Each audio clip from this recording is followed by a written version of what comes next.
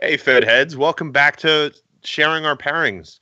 I'm your host, Tripp, live on Facebook, broadcast around the world on the Armed Forces Radio Network, and always available on your favorite podcast catcher or on the classic YouTube. Here with my co-host, Dennis. Dennis, how you doing tonight? The YouTubes, man. Absolutely fantastic, Trippy. How you doing? Good. It feels weird that we kind of accidentally took a whole week off last week. We had some... Yeah. I was out of town, which I'll talk about before we get into things here, just briefly.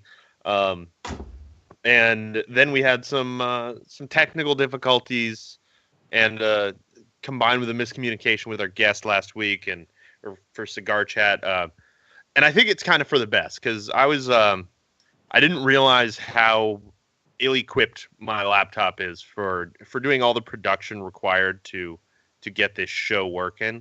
Because as people may or may not know, I've got a oops, I forgot to click a button, but we're still live. I just forgot to save the settings I was changing right before the show.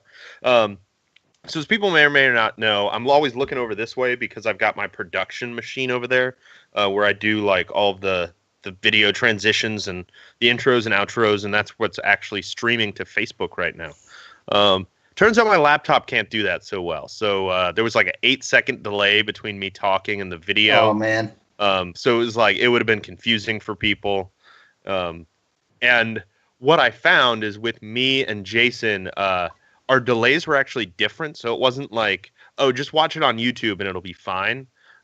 Because the delays were different. So I would have had to splice out each little square, and oh man, it would have been, it's not easy. It would have been terrible. It's such a pain.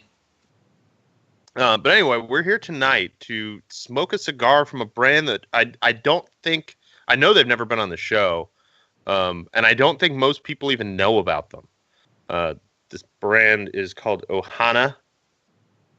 So if I can get you to focus there, buddy, that would be great. I think I actually saw these guys. I know they have they're distributing out of, I guess, probably just one shop in New York State, and I think it's in Buffalo.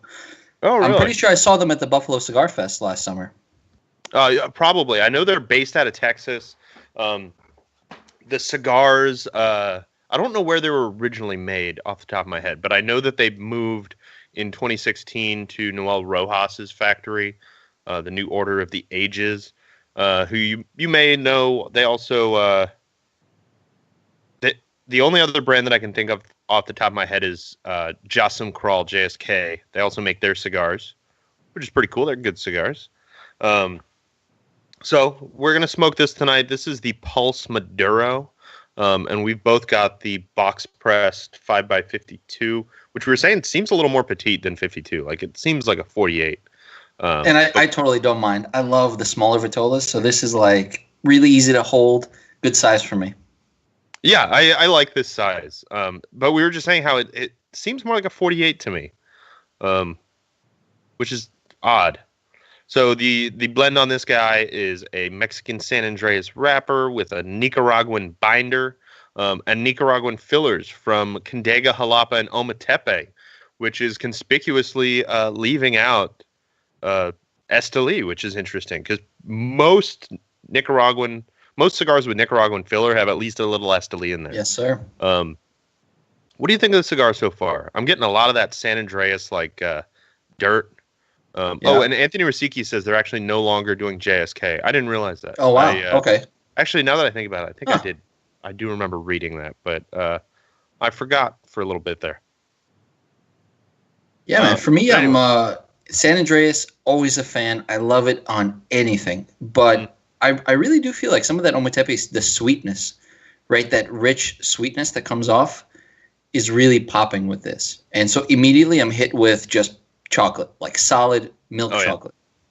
And there's so I get a little bit of that chocolate, some of the like that gritty, spicy, dirty earth from the San Andreas. And then there's definitely some nice sweetness that I'm trying to place. I think it's kind of citrusy almost.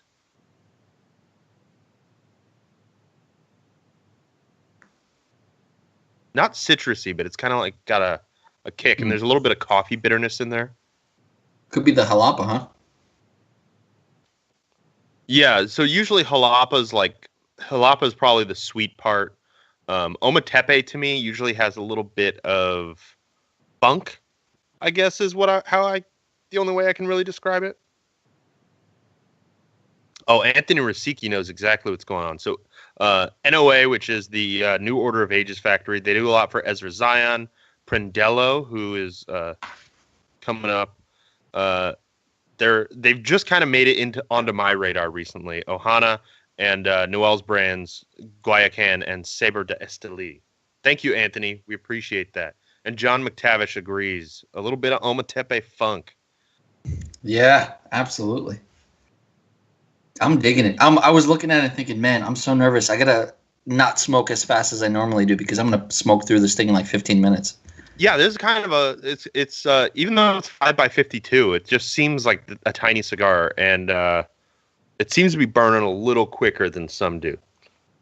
But before we talk about the cigar more, we've talked about the first third a little bit.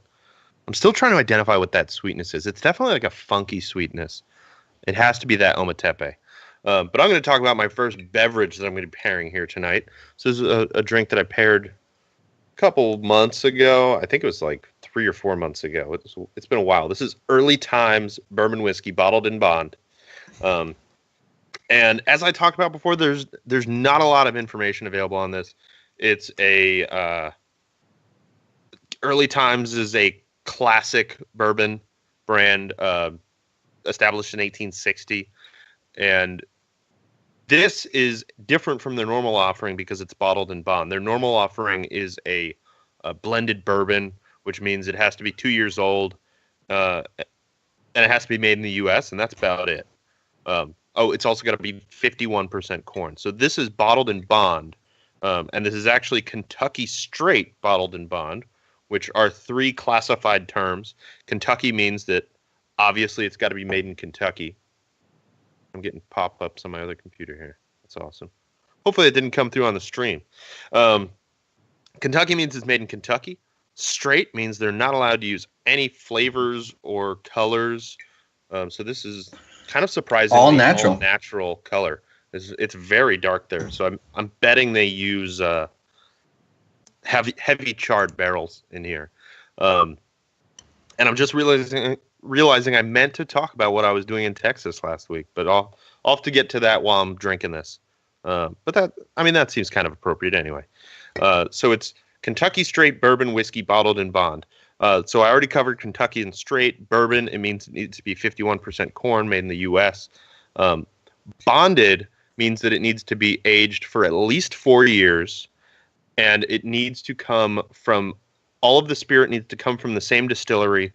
And I believe, I don't have this in my notes, but I'm almost certain that it also means that it needs to come from the same distillation year. So I think that is right. So I think they're like, basically with bonded, it means you're getting whatever the age is that it says. And this one isn't an age statement, but that means all of the bourbon in there needs to be the same age, and it needs to be at least 4 years old. So I'm going to take a couple sips of this while you talk about your first pairing, and then I'll talk about my little adventure last week. Yeah, I'm excited to hear about it. My first pairing, dude, we will, when we get to there, we will get to there. I'm pumped about that. So my first pairing comes from Stone. I haven't had a Stone beer in quite a while. And it is their fairly recent release from February 26th of this year. So this is their Scorpion Bowl. It's hard to say. Scorpion Bowl IPA. It's kind of hard to say, huh? It is. Yeah, I don't know why. It's such a weird thing. I was just talking to Tripp about this before the show, and we're used to drinking these really intensely hazy IPAs, and this thing is like I said, this is pretty much like a Pilsner that possibly has gone bad, maybe sat in the bottle for too long, or we've all seen it, like right? a copper lager or something like that. A copper lager, yeah, that's a good way to put it. It's not typical. Normally, when you pour a Stone IPA, especially something like this, which is like really intense, full of hop, you kind of expect like this really intense body to it, right? And this doesn't have much of that. But let me just talk about Stone a little bit for those of you that don't know. Was founded back in 1996, and they're headquartered in Escondido, California. And recently, a couple of years ago, I think at this point, it's been maybe 2 years, right? They've moved over to Richmond. They have a new They haven't facility in Richmond, entirely Virginia. moved, but they Well, no, they still maintain the original facility as well. yeah, Yeah. most of their East Coast distribution is brewed in Richmond. Yep. And they, I guess they moved out there to meet extra demand. But these guys are like, they're massive. I don't know how many people realize that Stone employs something like 1,100 employees. Mm-hmm. That's a ton of people. They're For huge. perspective, the Boston Beer Company, so Sam Adams, has about 1,500. Wow.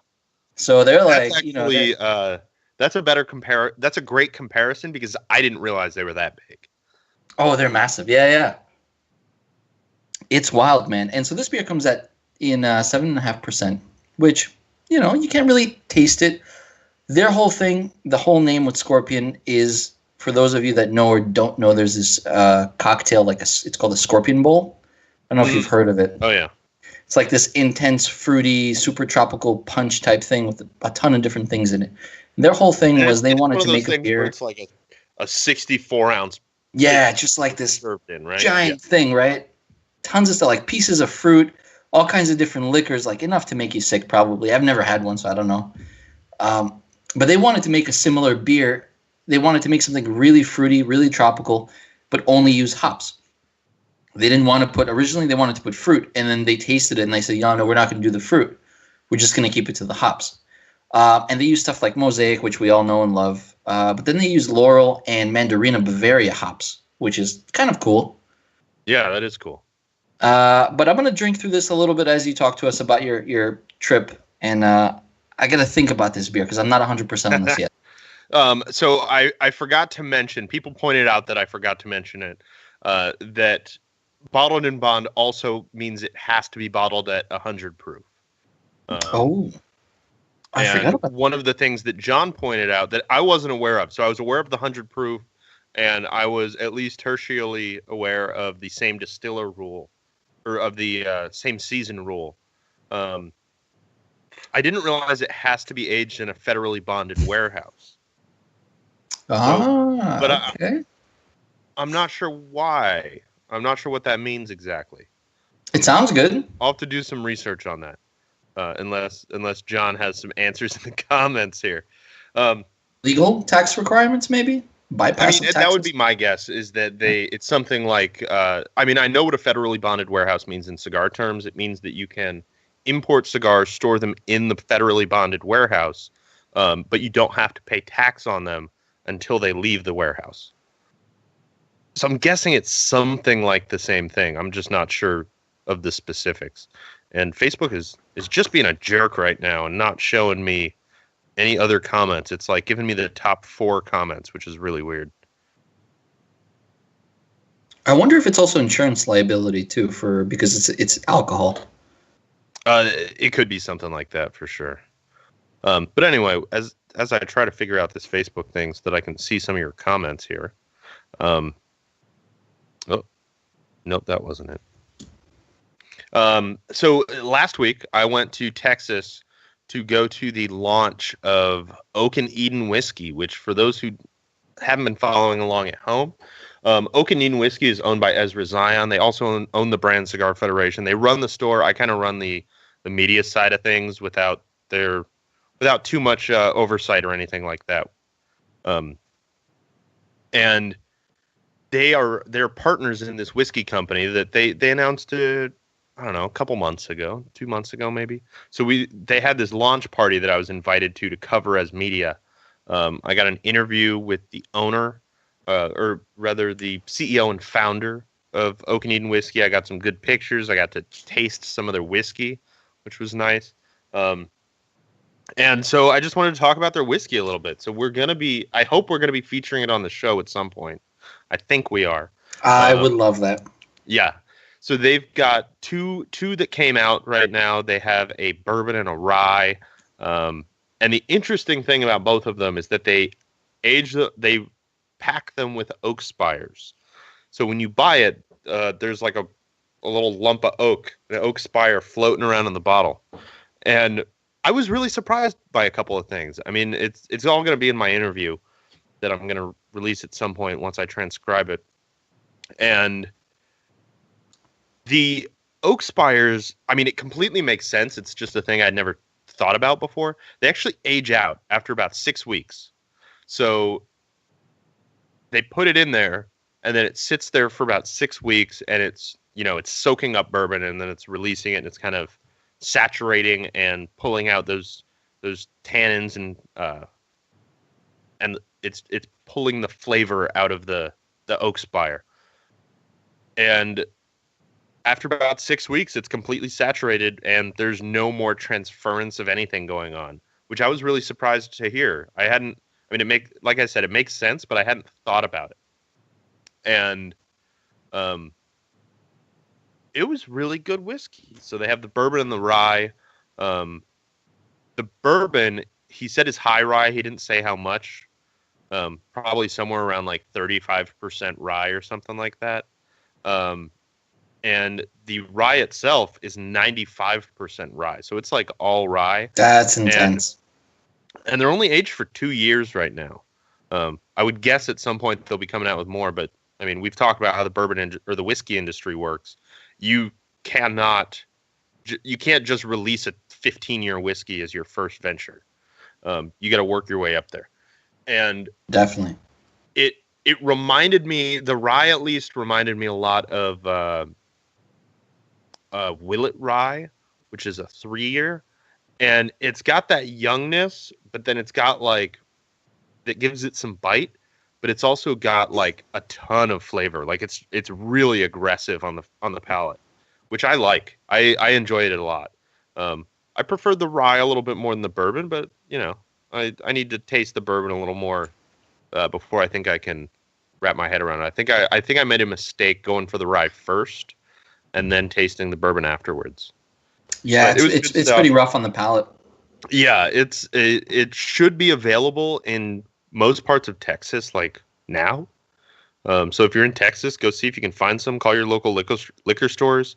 I do. I mean, I unbiasedly recommend it. I think it's worth picking up. I didn't get the details on the price though, so I'm curious about how much it costs. I don't know why I never asked about that. And homebrewers can take that spire out and throw it into your next batch and get some extra little funk to it. Yeah, and actually, cool. Speaking of that, they actually did the reverse. They had a couple experimental whiskeys there. One of them I think may come out at some point. I don't feel like I'm speaking out of turn by saying what was there because I got pictures of it and I had permission to take pictures. But they did have a bottle that had a label on it and everything, like totally legit.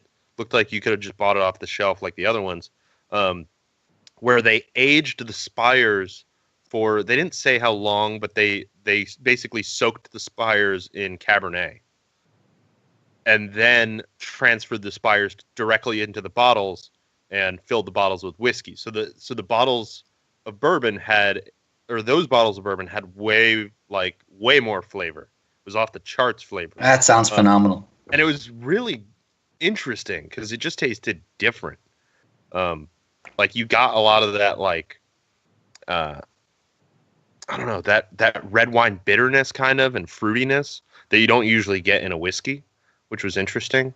So I think as the company expands, I think they're probably going to stick to the rye and the bourbon for now. But I think as they expand and grow, they're going to be releasing some variants like that have the spires just aged in some funky stuff, which I think will be pretty cool. But anyway, yeah, it's going to be fun.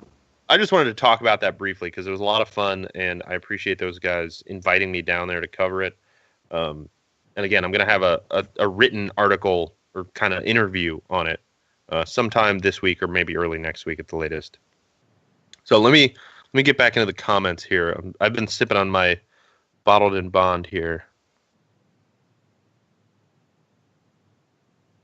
Okay, so yeah, the history of bonded warehouses comes from basically they were government controlled, so distillers couldn't do shady stuff to their whiskey, like add coloring and water it down and all that stuff. That's kind of where all those rules came from. But I mean, still in modern times, it's ensuring that the whiskey you get is what it says it is on the label.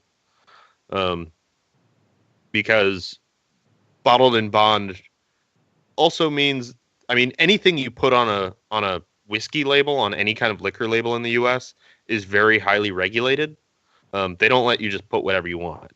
A lot of people have that misconception that like companies might be lying about what they're putting in the bottle and stuff like that. But if it says it on the label, that's what you're getting, because they're staking their business on the fact that that's true. Yeah, that's a good point.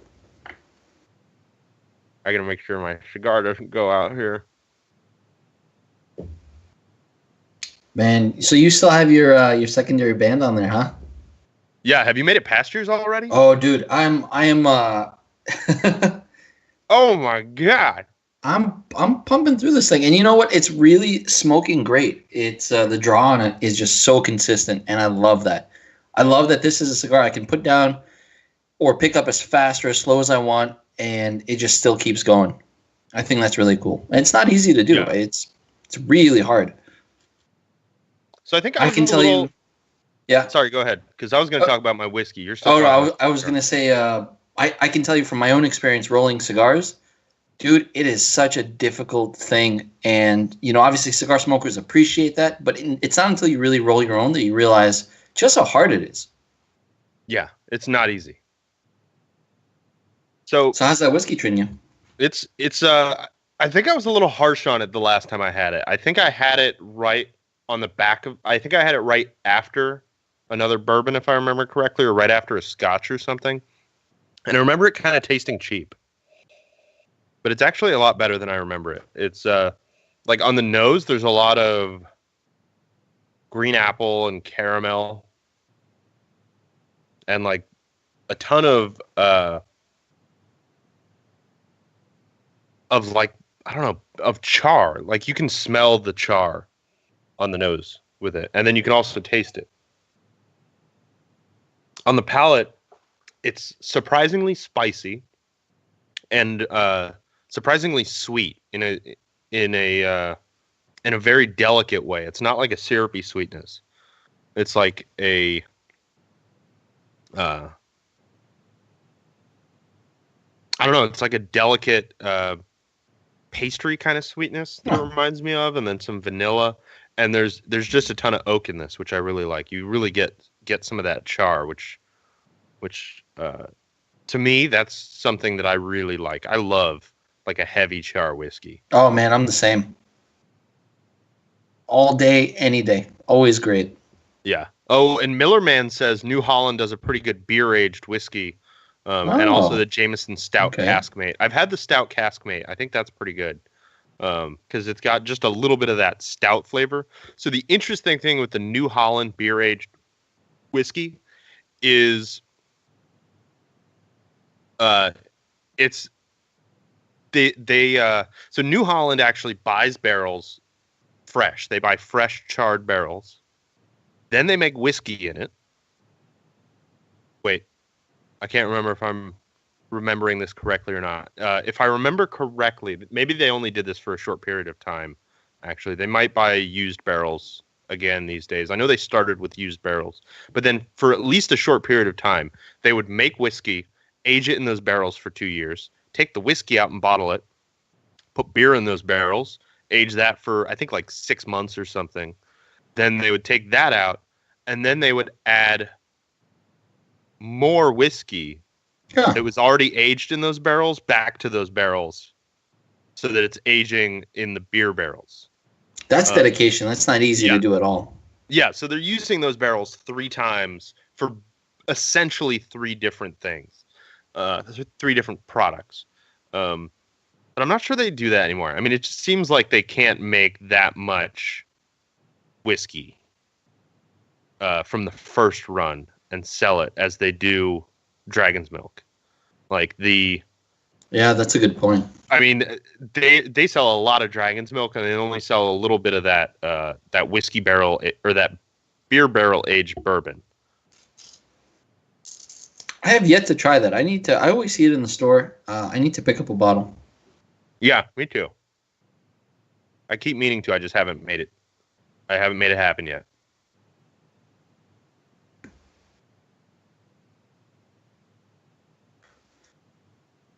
This is a good cigar. You're killing this cigar, aren't you? I just heard. Oh, dude, I just pulled my band up, my primary band off. I'm loving the cigar. It's great. It's just consistent.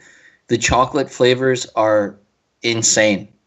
It's just for me at least, it's 100% chocolate bomb. Like you said, there is some funk to it, and it's almost like that smell of like a wet barnyard soil.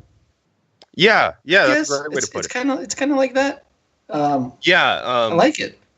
Like the way John described it in the comments was musty. Ooh, and that is what it is. It's like a definitely. musty flavor, which a lot of people hate. But I think I've come around to it. And to me, this tastes like it has more ometepe than most cigars do. Most cigars that use ometepe only have a little bit, and you end up kind of getting an accent flavor, and this one has it as more of a primary flavor. Yeah, it's definitely refreshing too. It's nice to get some slightly different flavors than normally what you're used to, especially when a lot of times you go to a store and you look at a cigar, and just based on how it looks, you kind of get an idea of what you think it'll taste like. It's nice to finally sit down, smoke, and realize, wow, it tastes really different than what you expected. Yeah, it's a lot spicier than I expected based on the looks. Like based on the looks, I expected a sweet, chocolatey. Yeah. Experience. Yeah, the retrohale has been pretty spicy. Yeah, and this has a lot more layers to it. It's got some of that spice. It's got some of that sweetness, and then some of that funk that I really wasn't expecting. All right, I'm going to move on to my second pairing of the night. Wait, did you talk about your first pairing? Did I skip over that completely? No, we got it. Okay. We got it. Okay, I wanted to make sure because I realized that I might have skipped that entirely. So my second pairing is Wiggly Bridge. I love that bottle. Small batch bourbon whiskey, small barrels. So they use smaller barrels for this. It's like I've said before, I don't know a lot of the history of this whiskey. Barry has talked about it. Barry Stein from Two Guys Smoke Shop. Talk about him again in a second. So this is made in York, Maine, aged 4 years, and it's 43% ABV. That's about all the details I have about it. And Barry might even have it on the show. So Barry is going to be on the show next week. We're also going to have special guest John the Cigar Surgeon McTavish. I am so pumped for that, man. That's going to be awesome. I'm excited. Man, it's going to be that show's going to be long show. Very long show. It's going to be a long show. We might have to bring a couple extra cigars for that. Double overtime. Yeah, we'll be smoking the Atabey Lancero, which like I'm giddy like a schoolgirl to smoke that cigar. I cannot wait. Because as John and I have talked about before, Atabeys are like you have a certain expectation when you pay $30 for a cigar, and when the cigar is like surpassing every expectation at that price level, it's really surprising. For me, typically when I get a $30 cigar, I expect it to be a very good $15 cigar. Like that's a good way to put it. Actually, I don't expect to feel like I'm getting my money's worth, and with Atabey, I feel like I'm getting my money's worth. And Anthony Rasicki just commented, I was right on. So, beer barrel bourbon is first aged in New American oak barrels before finishing it in Dragon's Milk. Stout barrels. And I think that those New American oak barrels are the ones that hold Dragon's Milk in between. So it is the beer barrel bourbon that I was thinking of. But I wonder if all of the Dragon Milk goes in those barrels or just a portion. I would think just a portion. I can't see them making enough whiskey to sell at the volume of Dragon's Milk. Because Dragon's Milk used to be a thing that you could just, you would get it once a year. I can buy it year-round now. Any day of the week, I can walk in and buy a 6-pack of Dragon's Milk, which it blew my mind. For the first time I saw it, I was like, oh, God, I got to get it. And I bought a 6-pack, and then, or a 4-pack, I think they come in. And then the next time I went to the store, they still had it. And I was like, whoa, that's weird. And then months later, they still had it. And I was like, whoa, this is a brave new world where I can buy Dragon's Milk every day. That tends to happen with a lot of beers, I've noticed.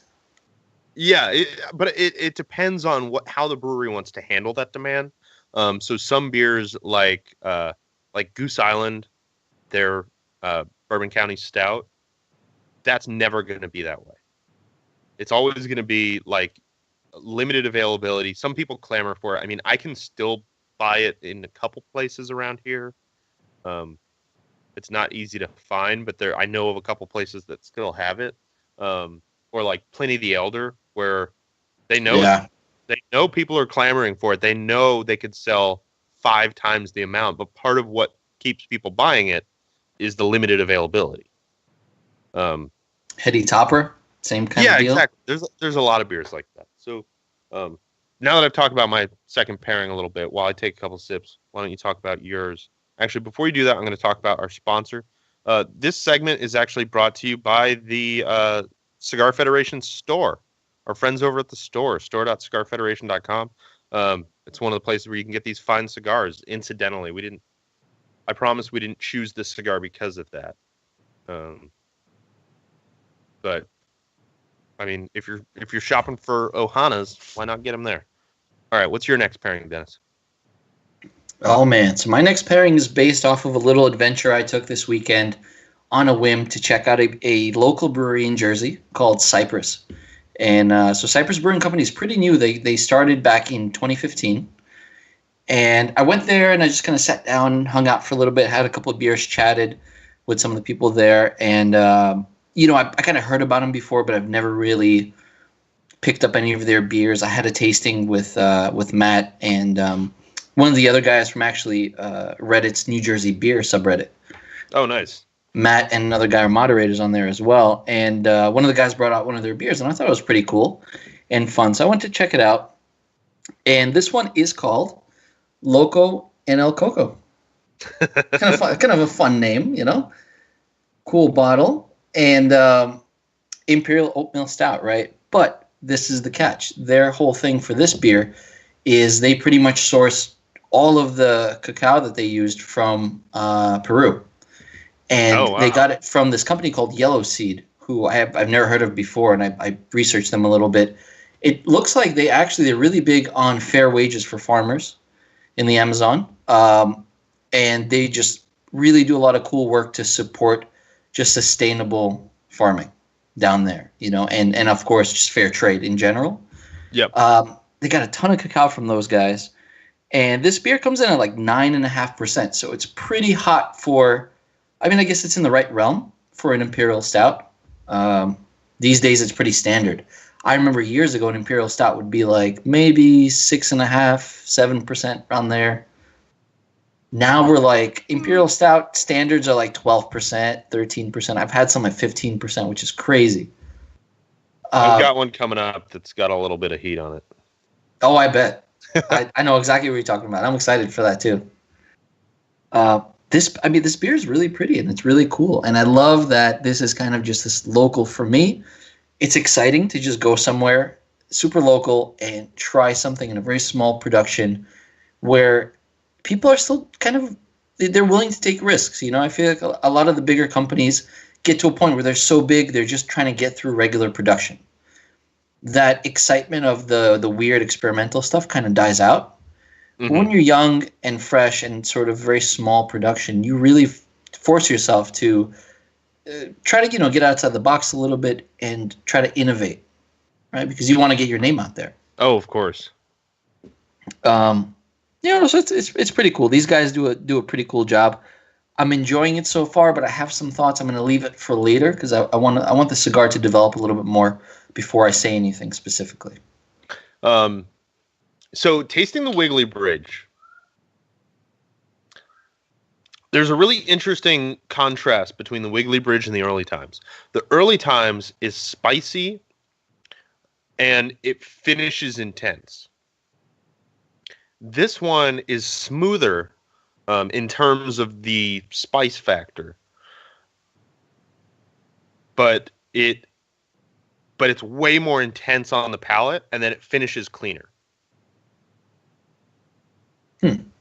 It's a really interesting contrast. I'm trying to wrap my head around it. And the nose on this one is much friendlier too. Much the more clean finish is really interesting to me. Yeah, I'm trying to figure it out. Like I'm boggled by it now that I'm thinking about it.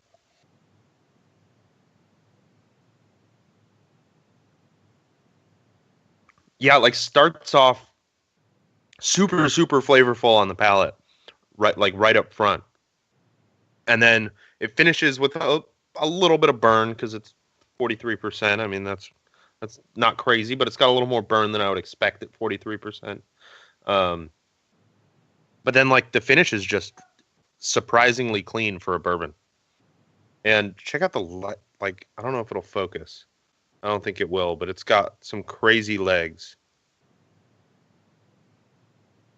Like it's one of those ones where it's I see it. Thick that it takes like it takes a while for it to come down. Yeah. Before it starts coming down. And meanwhile this one is like 2 seconds. And there goes the legs. It's a really surprising contrast. And like this one, the legs are still going nuts. Which if you can't see it there on the camera, or if you're just not familiar with it, I mean, I don't know. It's such a common term to me that maybe a lot of people aren't familiar. Legs are when you swirl the whiskey in your glass and it kind of coats the sides.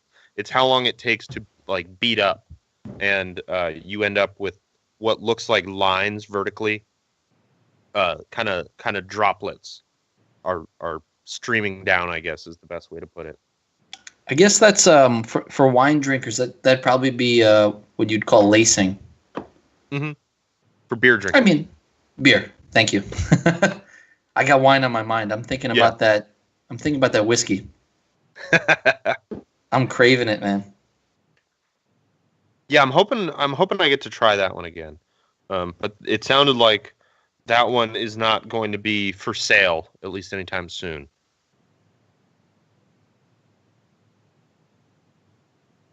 The problem is I'm not sure how well either of these bourbons go with this cigar. I might be saving the best for last unintentionally here. You know, I think you and I are in the same boat, actually. I've purposely held back a little bit on saying anything just yet because I just, I want to give the beers a chance. Obviously, I want to give the cigar a chance as well. I think the that funk and the intense spice of the cigar just doesn't seem to be playing well with either of these whiskeys, I don't think. Let me go back through them for a second here.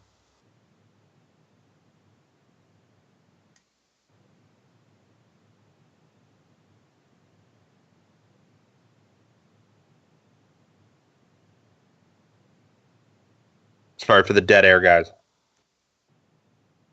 Man, I'm getting some weird, and I think it's because of my final pairing. I don't want to say what it is just yet. I'm getting some weird flavors from this cigar, man. Like, I don't know how many of you have actually tried this, but I was in the store the other day and I saw something really weird. It was like chocolate hummus.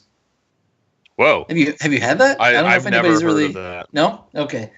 It was weird. I was in the store. I saw it. I thought, hey, let me try it. Right. And it's like supposedly healthier for you. Obviously, it's healthier than Nutella, or any other type of spread type thing. Mm-hmm. But it has that kind of like chickpea chocolate.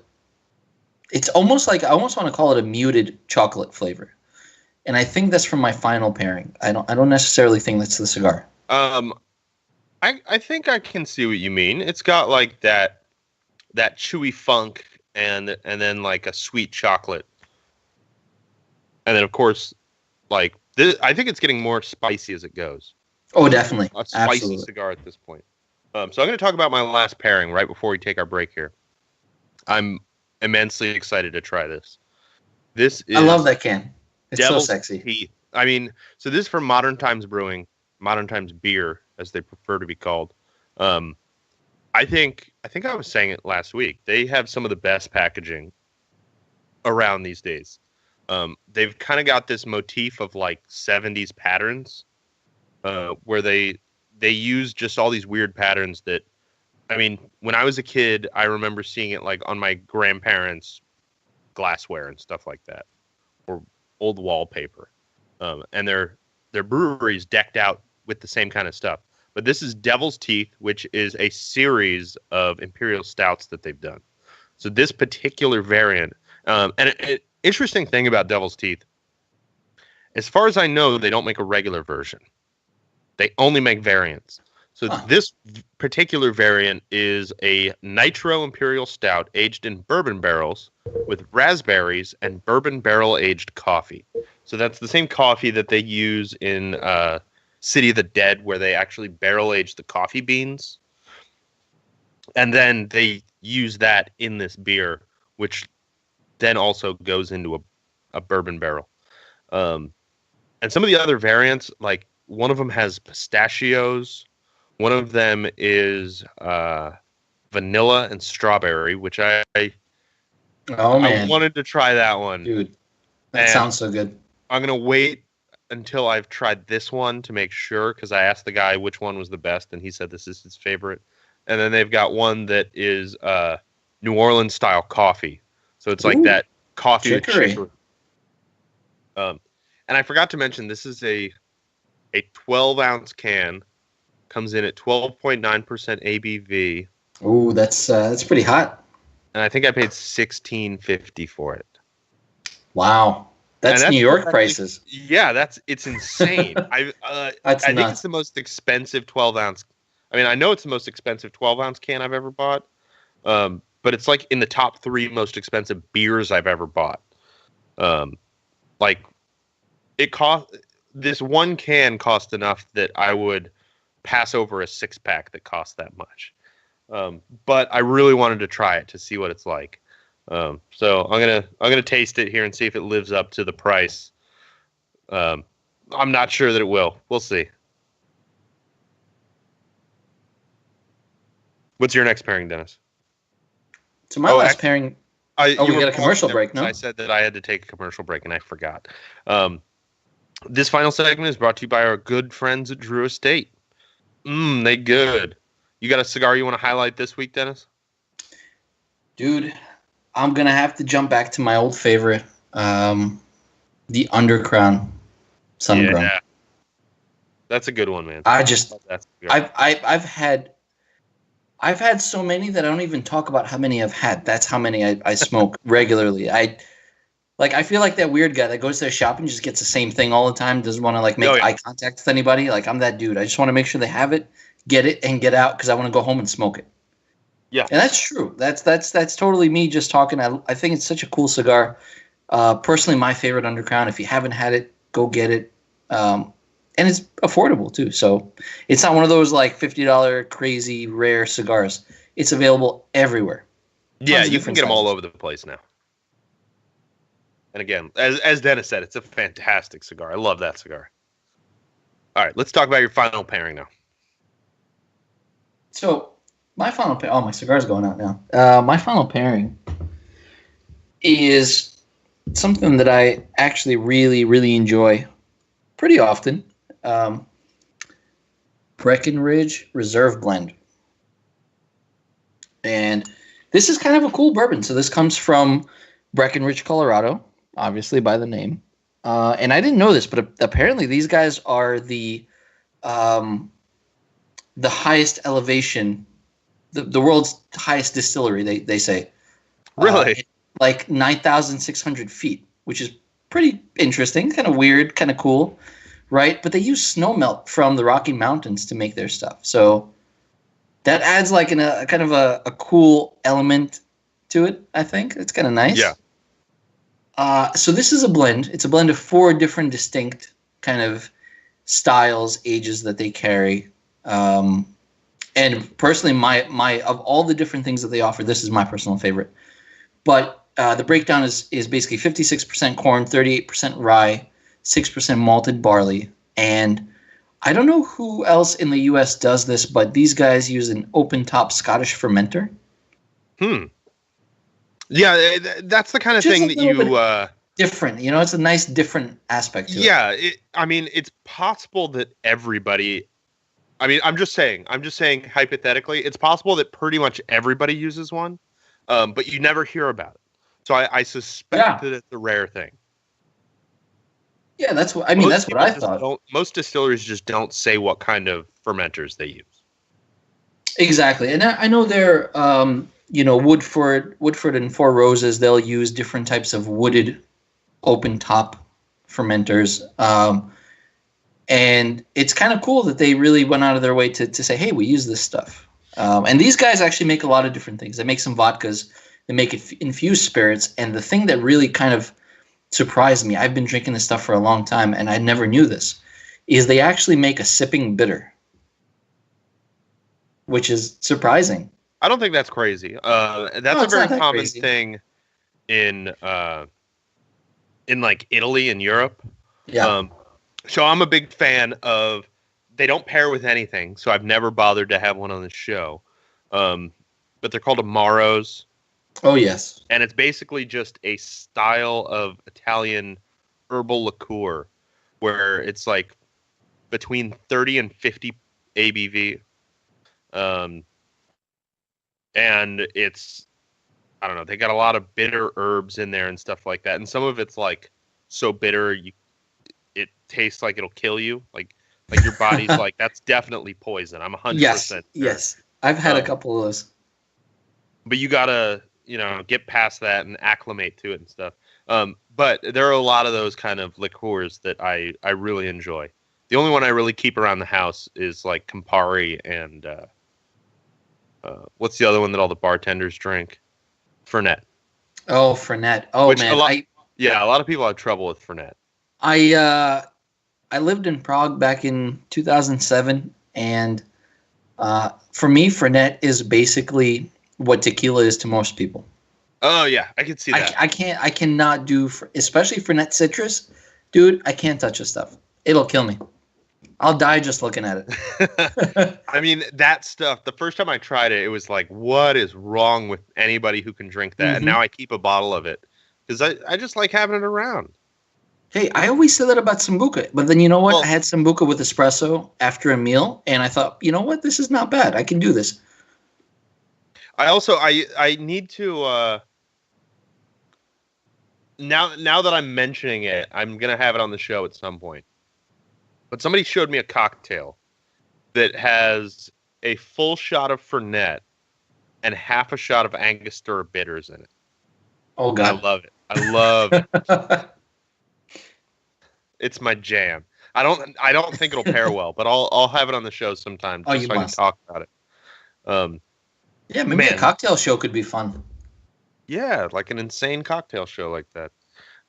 This beer is insane. Like it smells like a barrel-aged stout. Like I don't really get much raspberries or anything. But then you take a sip and it's like your palate doesn't know what's going on. It's got like the hoppy bitterness and the sweet roasty flavor of the stout, but then you've got the bitterness from the coffee and the boozy hit from the bourbon and like sourness and sweetness from the raspberries. It's a flavor adventure. It's insane. Like I keep drinking it and I'm like, this time I'll be able to explain it. And I take a sip and it's like I can barely understand those flavors. No mention of actually being able to explain any of them. So what you've got is basically Narnia in a glass. Mm-hmm. Essentially. Yeah, like I feel like if you took the raspberries out, it would be good. But the raspberries elevate it. Because it just brings like that sweet, fruity jamminess, but then with like the bitterness or the sourness of like fresh. Yeah, raspberries. I was gonna ask if you get that sort of funk to it once it sits for a while. Awesome. You really get some of that really sourness. Good. It's very good. Like at the price, not something I'm gonna drink regularly at all. Oh yeah, it's a tough price point. And I did forget to mention it's 12.9%. It is a heater. 12 ounces at 12.9%, man, that'll, most people, especially if you don't drink a lot, that'll like really, you'll want to sit down after that, especially if you're smoking a cigar. Yeah, I mean, it's not like the stovepipe can from Oscar Blues, which I almost broke out for this show. That might be one for next week, actually, because that's like a 26 ounce or 27 ounce can, I think, at 13.9% or something, and then like I've said before, that is a hangover in a can. Dude, you cancel all your plans and you hunker down for that. But it's worth it. Their stuff is, we've had Oscar Blues on the show a couple of times, and their stuff is just great. I've never had a beer from them that I hated. So we've got a couple of viewer comments. I've been neglecting the viewers here a little bit. Chico Ray wants to know if we've ever had a flying pig sun-grown. I really like the sun-grown flying pig. I've had a couple of them. Yeah, I have actually. I have a couple left actually still. Yeah, I think I've got 2 or 3 maybe in my humidor. I was lucky enough to weasel a couple at the IPCPR last year, which was awesome. And then they had so it was, I mean, we should have talked about this during our Drew Estate ad, but Drew Estate does this pretty cool thing where every quarter they have an exclusive cigar to Drew Estate events. And so if you go to an event and you show them that you have the Diplomat app, they give you a free cigar. You don't even have to buy anything. You probably should, because it'd be pretty bad etiquette if you just walk in and get a free cigar and then leave. Yeah. But, I don't know your life. I can't judge you for that.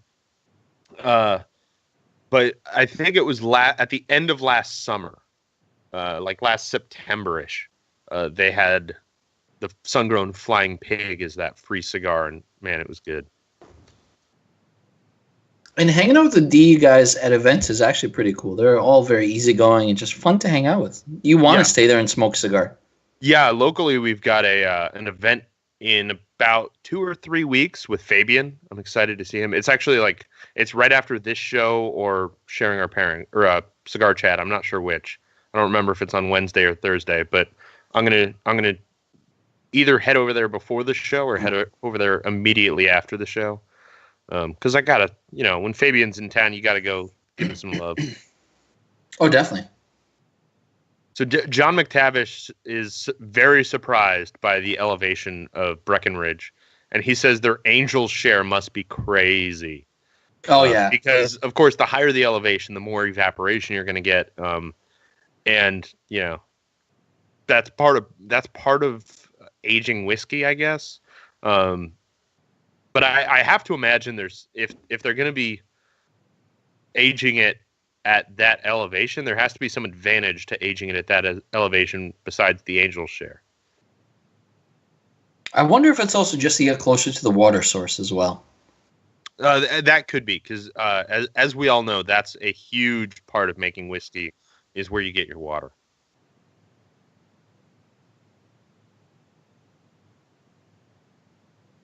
And John also says he doesn't understand big bottles or cans with high ABV. I don't get it either. The only reason I can assume that Oscar Blues did it for the barrel-aged 1050 is because they are hoping you'll share it with people. Yeah. I mean, now that I'm thinking about it, I think it's a 21-ounce can.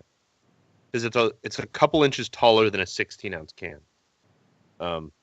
But still, I mean, it's an insane amount of beer at 13-point-something%.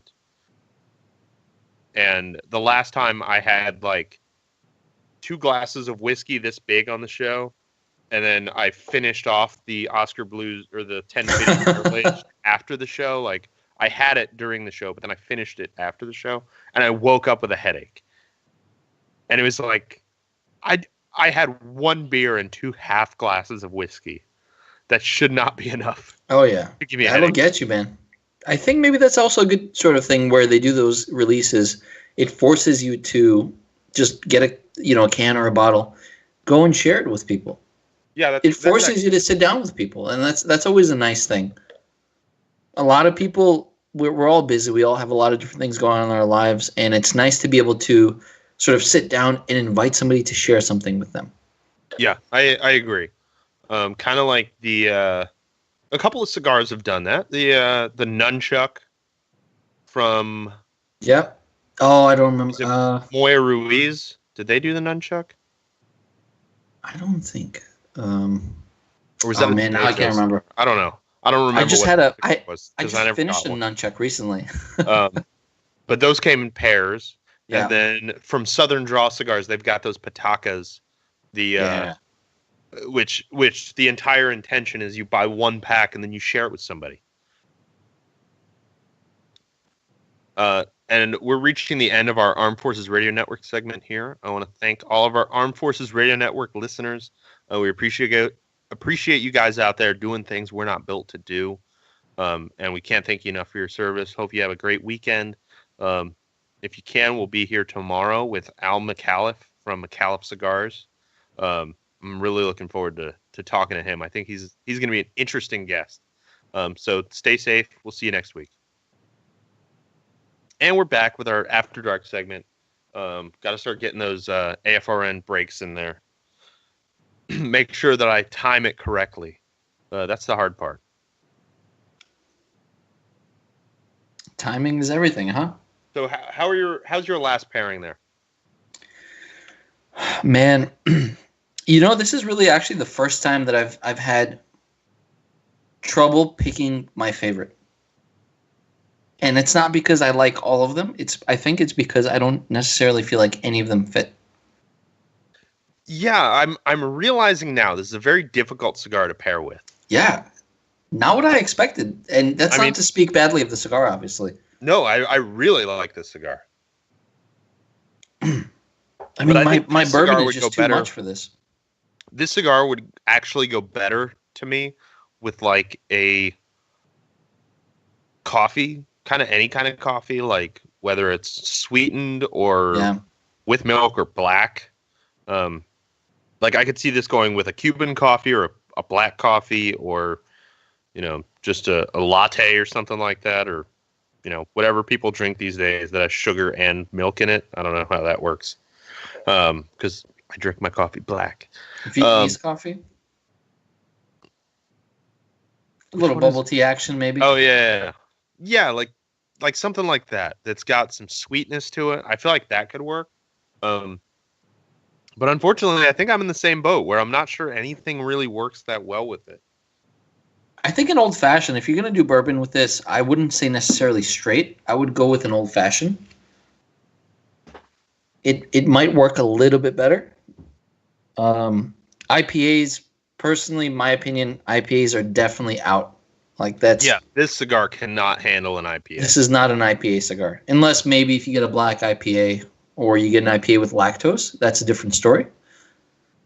Actually, now that you mention it, I could see it like a really sweet lactose heavy IPA working. But, I mean, those are so hard to find anyway. Even then, it's a stretch, I feel like. But so if I really did have to pick one pairing for the night, my pairing would be this Scorpion Bowl IPA from Stone.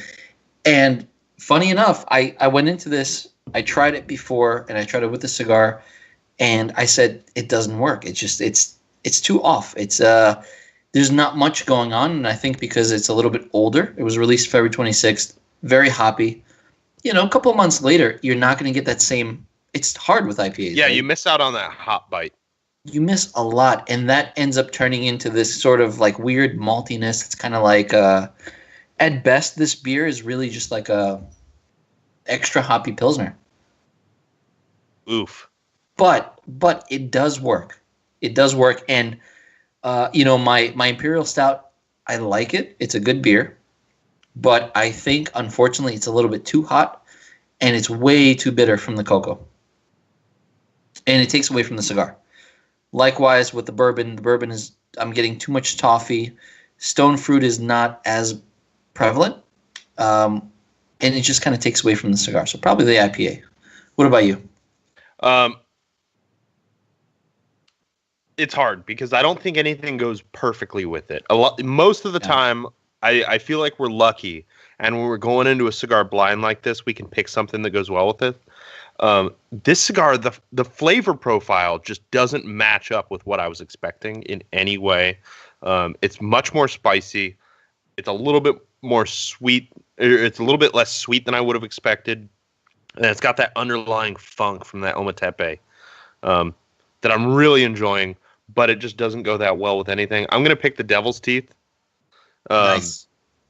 Not only because I spent way too much money on it, but also because I just think that an Imperial Stout goes really well with this, and this isn't a super aggressive Imperial Stout. It's got a lot of flavor, but it's not like aggressively hoppy or anything like some Imperial Stouts are. So that's where I am. And then Evan Kirshner, he's a local here in Portland. He wants to know what to pair with a real Cohiba Bahique. Unfortunately, I've never smoked a Bahique. I've never had the pleasure of having a Bahique. But if it's anything like other Cubans, actually, John McTavish has a couple of recommendations, most of which I would agree with. Rum, coffee, Ron Kubai, or Havana Club Selección de Maestros. Oh, yeah. On the money. I agree with all of those. Yeah. I mean, you're not going to go wrong with any rum, really, with a Cuban cigar, unless you get something crazy. Personally, I prefer rum that's aged in bourbon barrels, which is still a lot of them. But specifically, Brugal, Zafra, and Flor de Caña are my favorites. Diplomatico is another really good one. What I like a lot with a Cuban, which I'm sure John McTavish is going to agree with this. I think Scotch goes really well with a Cuban because Cubans generally speaking, I'm speaking generally here. Cubans are generally more complex on a higher level than Nicaraguan or Dominican cigars. It's not that they're just more complex entirely. It's that those complexities are harder to pull out. Yeah. And Scotch is the same way. So I feel like, see, there you go, John. Glenlivet Nadura and a Cuban cigar. Oh, God. That's perfect. That way, yes, you've got two things that you have to concentrate on. You have to search for those flavor notes. Nothing's gonna punch you in the face except for the kind of finish of that Nadura that has you get a lot of flavor from that barrel. But really you're kind of searching for flavors that way with the cigar and with the Scotch, and I feel like that makes it work together. Definitely. And I think as far as beer goes, IPAs are unfortunately out. Mm-hmm. As are, many stouts, many of the darker, very heavy beers, barley wines out. Honestly, something like an old ale aged in rum barrels may work. Or saison. Saison, absolutely. Yeah. Something that has flavor but doesn't necessarily linger. And I think you want that crispness. Because, as you said, there's a lot of complexity to Cuban cigars in general. And a lot of those flavors are very subtle. You have to sort of pay attention to get them out. It's not as kind of bitey as like a Nicaraguan, for example. An Nicaraguan cigar hits you in the face. You know exactly what you're dealing with. A Cuban cigar, it takes a little bit of time. You have to think about it. You have to really experience it. Yeah, it needs a little bit more focus to get the flavors out of it. And I think we're getting ready to wrap it up here, so I'm going to do the plugs. So tomorrow night we're going to have Al McAuliffe from McAuliffe Cigars. If you're not familiar with Al, he's a total badass. He's been a very successful businessman who decided it was time to start a cigar company after being passionate about cigars for decades. And we're going to have a couple of giveaways again. I know everybody loves it when we give stuff away. We're going to give away a couple of McAuliffe samplers that I've got chilling in my humidor waiting to be given away to you. So watch tomorrow. Ask a question in the comments. We'll get your name in to the running as long as you ask a question on that post, which keep an eye out for it. It'll probably pop up in your feed if you're listening to this and you've liked Cigar Federation. And then very excitingly, next week we've got 2 special co-hosts for sharing our pairings. It's gonna be a long one. It's gonna be crazy. Strap in, get ready. We're all gonna bring a couple of extra cigars just in case, because we're having Barry Stein from Two Guys Smoke Shop and John McTavish. I guess I can say John McTavish from Developing Palates now. We're going to have them as guest co-hosts on the show. It's going to be a lot of fun. And that's the kind of show that you can't miss, right? That's going to be a lot of fun. I can't wait. I'm so pumped for that show. Yeah, me too. I was looking forward to it when Barry was on it, and now that we've gotten John involved, it's going to be a blast. Double overtime, sudden death, lots of good talk, lots of good drinks.